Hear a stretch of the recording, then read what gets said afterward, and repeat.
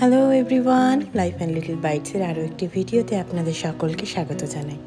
আশা করি আপনারা সবাই খুব ভালো আছেন। আজ দিনটায় সকাল থেকেই মেঘলা, জানেন। বারান্দাটায় এসে একটু দাঁড়িয়েছিলাম আর গাছগুলোকে দেখছিলাম। কী যে সুন্দর লাগছিল। আমার এই কোণের গাছটা এত সুন্দর লাল লাল পাতা এসেছে, কে বলবে কদিন আগে একদম শুকনো হয়ে দাঁড়িয়েছিল। যাক, চলুন মায়ের আশীর্বাদ নিয়ে আজ আর একটা নতুন ভিডিও শুরু করি। অনেক দিন ধরে ভাবছিলাম, জানেন, একটু হালকা পাতলা মুরগির ঝোল বানাবো। তাই সকালের টুকটাক কাজকর্ম সেরেই রান্নাঘরে ঢুকে গেছি। প্রথমে যে লেগ পিসগুলো ছিল একটু নুন গোলমরিচ মাখিয়ে খানিকক্ষণ রেখে আর হালকা হাতে ভেজে নিয়েছিলাম। তারপরে ওই সমস্ত সবজি দিয়ে বানিয়ে নিয়েছিলাম মুরগির ঝোলটা। তবে আজ আর গৌরীকের জন্য আলাদা কিছু বানাইনি।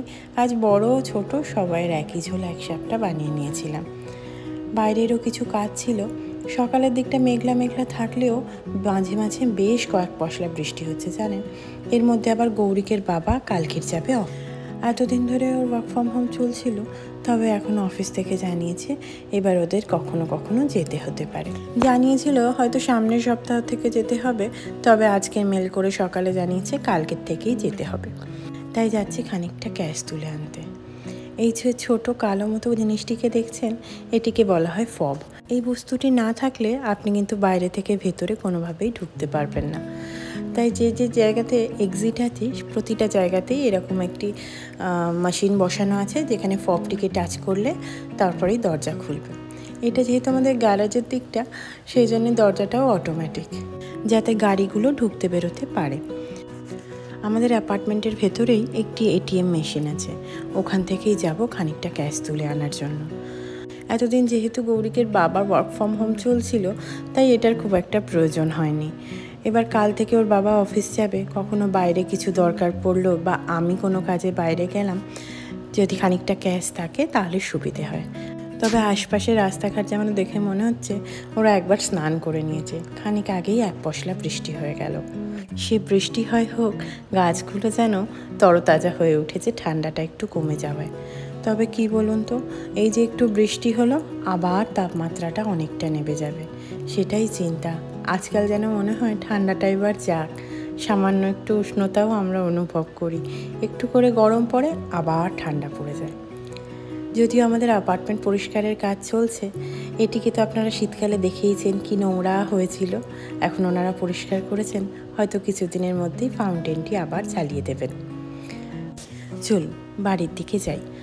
সন্ধে প্রায় প্রায় হয়ে আসবে, এবার গিয়ে ঝটপট বানিয়ে ফেলি চাটা। গৌরিকের বাবার নিঘাত অফিস এতক্ষণে হয়ে গিয়ে থাকবে, আবার আমাকে একবার বেরোতে হবে একটু টুকটাক জিনিস আনার জন্য।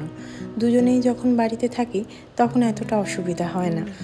যখন কোনো জিনিস টুকটাক দরকার পড়ে, আমি বা গৌরিকের বাবা গিয়ে নিয়ে আসি।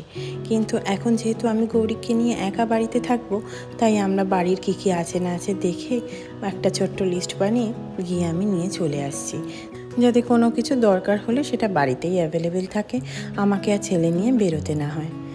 জিনিসপত্র আমার নেওয়া হয়ে গেছে, তবে আরেকটা নতুন জিনিস আপনাদের দেখাই। আসলে এদেশে আসার পরে অনেক কিছুই নতুন দেখছি, নতুন শিখছি, আর ভাবছি আপনাদের সাথে শেয়ার করি। রাস্তা ক্রস করতে গেলে আপনি যেদিকে যেতে চান সেদিকের বাটনটি ওইভাবে প্রেস করতে হবে। তারপরে খানিকক্ষণ বাদে সিগন্যাল যখন গ্রিন হয়ে যাবে, ওখানে একটি মানুষের অবয়ব আসবে যে আপনি চলতে পারেন, তখন আপনি রাস্তা ক্রস করতে পারবেন। আজ আপনাদের দেখাই এখানকার সেন্টগুলো কীরকম হয়। ডলার নিশ্চয়ই অনেকেই আপনারা দেখে থাকবেন, অবশ্যই সেন্টও দেখে থাকবেন। তবে আমি আগে ডলার দেখলেও সেন্ট কখনো দেখিনি, জানেন। নিজে হাতে নেওয়ার সৌভাগ্যও হয়নি, তাই আমার জন্য এটা প্রথমবার। আজ গ্রসারি শপে আমি ক্যাশ নিয়ে গিয়েছিলাম।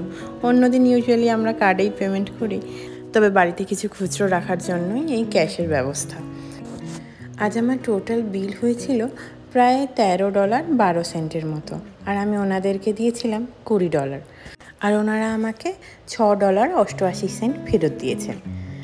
তো $6 তো 6টা ক্যাশ আমাকে $1 দিয়েই দিয়েছে, আর এই ছোট্ট ছোট্ট কয়েনগুলো মিলিয়ে 88 সেন্ট দিয়েছেন।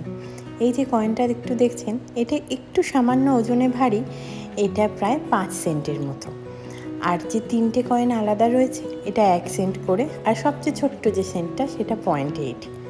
বাড়িতে ফিরেই গৌরিককে একটু খাইয়ে দাইয়েই আমি রান্নাঘরে চলে এসেছি। রাত্রের রান্নাটা তাড়াতাড়ি হয়ে গেলে যেন অনেকটা নিশ্চিন্ত। আজ একটু কালো জিরে আর কারি পাতা দিয়ে হালকা করে আলু ভেজে নেব, আর সাথে একটু ডিম সিদ্ধ আলু সিদ্ধ ভাত করে নিয়েছি। চটজলদি রান্নাটা হয়ে গেলে যেন বড় সুবিধে হয়। এখন আমার জন্য অপেক্ষা করছেন তিনি, তার কাছে গিয়ে বসলে সে খুব খুশি।